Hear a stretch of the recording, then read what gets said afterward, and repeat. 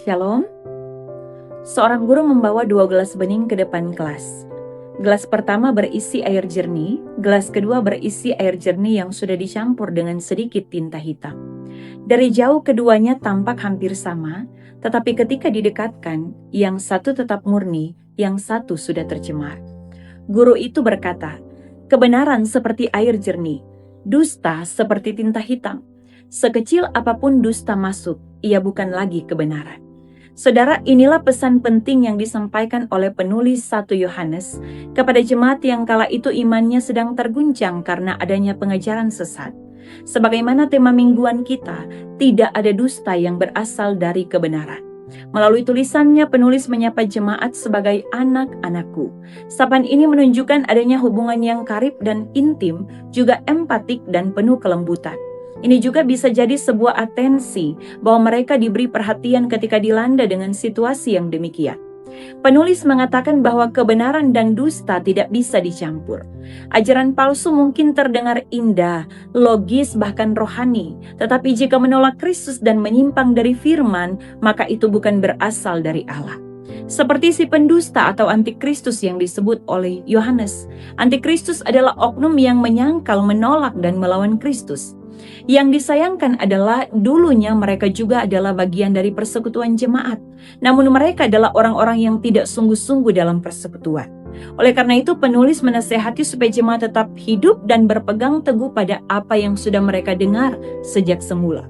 Bahwa mereka telah menerima pengurapan yang kudus. Pengurapan itu seharusnya menolong mereka untuk tahu membedakan mana yang benar dan mana yang salah. Menolong mereka untuk peka, menolong mereka untuk berani berkata tidak jika tidak sesuai dengan kebenaran. Bagi penulis, konsistensi itu penting, sebabnya beberapa kali disampaikan kalimat tetap tinggal. Tetap tinggal berarti tidak kemana-mana, tidak mengikuti ajaran yang salah, sesat, palsu, atau dusta. Mereka diminta untuk tidak mudah menerima ajaran lain yang berseberangan dan harus berani menolak itu. Nah, saudara yang diberkati Tuhan, apa pesan firman ini untuk kita? Yang pertama, bahwa sebagai gereja penting untuk terus memelihara sikap empatik dalam rangka menguatkan satu dengan yang lain dalam situasi apapun, apalagi ketika berhadapan dengan hal yang mengguncang iman. Yang kedua, tidak semua yang terdengar rohani itu benar.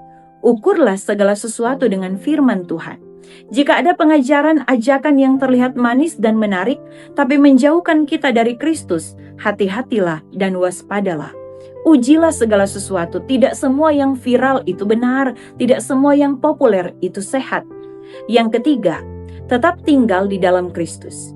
Jangan kemana-mana saudara, dunia boleh berubah, manusia juga demikian, tetapi Kristus tetap sama.